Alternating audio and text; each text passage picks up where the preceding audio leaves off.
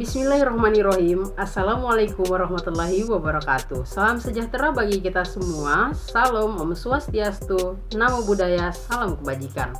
Perkenalkan, nama saya Nukumala Bintang, salah satu mahasiswa dari Universitas Islam Negeri Alauddin Makassar, Fakultas Komunikasi Dakwah Prodi Jurnalistik dengan NIM 50500121068.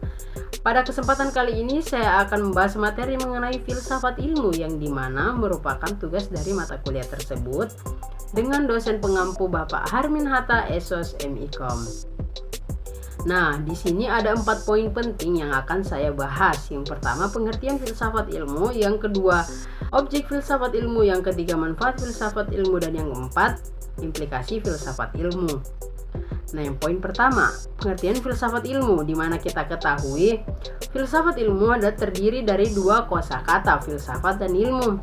Filsafat merupakan pengetahuan tentang kebijaksanaan, prinsip-prinsip mencari kebenaran, atau berpikir secara rasional dan logis.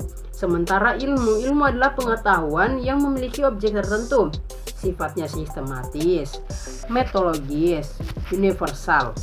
Nah, dari pengertian tersebut kita bisa melihat kaitan filsafat dengan ilmu sebenarnya merupakan peneratas jalan bagi tempat berpijaknya ilmu.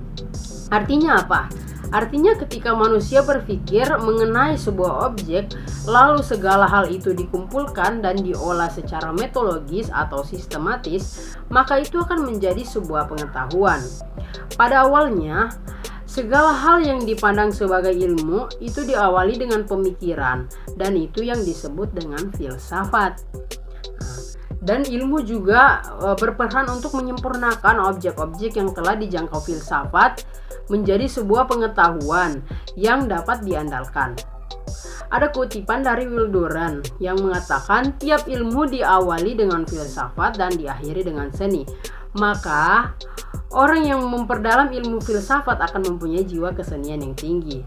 Ada banyak ilmuwan yang mengemukakan pengertian dari filsafat ilmu, tapi di sini mungkin salah satunya saja yang akan saya bahas, yaitu ada Aristoteles yang berpendapat bahwasanya ilmu filsafat adalah ilmu pengetahuan yang meliputi kebenaran yang terkandung di dalamnya, ilmu metafisika, logika, retorika, etika, ekonomi, politik, dan estetika.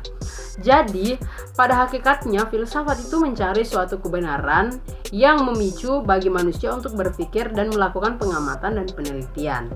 Filsafat ilmu di sini mempunyai objek, yaitu segala sesuatu yang ada dan yang bisa diaplikasikan, seperti adanya Tuhan, adanya alam semesta, adanya manusia, dan lain-lain.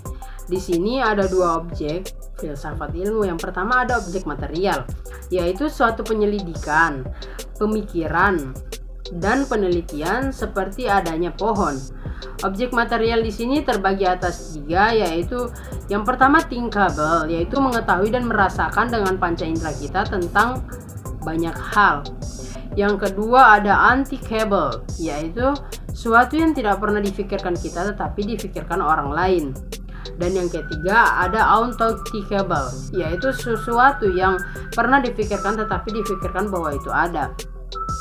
Nah, yang kedua ada objek formal, yaitu suatu objek material yang ditinjau dari berbagai sudut pandang sehingga menghasilkan ilmu yang berbeda-beda, seperti formalnya kita atau batang.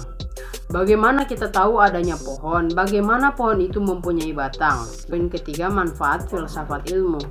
Dalam mempelajari filsafat itu banyak sekali manfaat yang bisa kita dapatkan, tetapi di sini saya akan memberikan 3 contoh manfaat.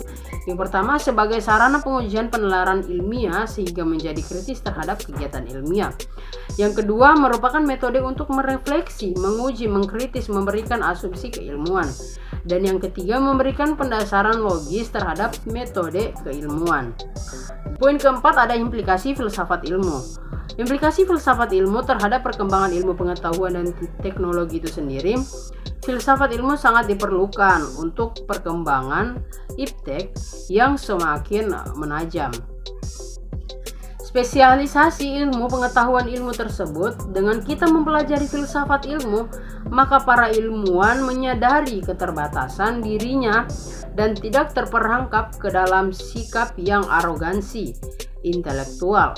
Hal ini yang diperlukan itu sifat keterbukaan diri di kalangan ilmuwan itu, sehingga seluruh pondensi keilmuan tersebut untuk kepentingan umat manusia. Baik, mungkin itu saja materi yang bisa saya sampaikan, bisa saya paparkan. Lebih dan kurangnya mohon dimaafkan. Saya tutup dengan ucapan wallahumma muwaffiq ila aqwamit thoriq. Wassalamualaikum warahmatullahi wabarakatuh.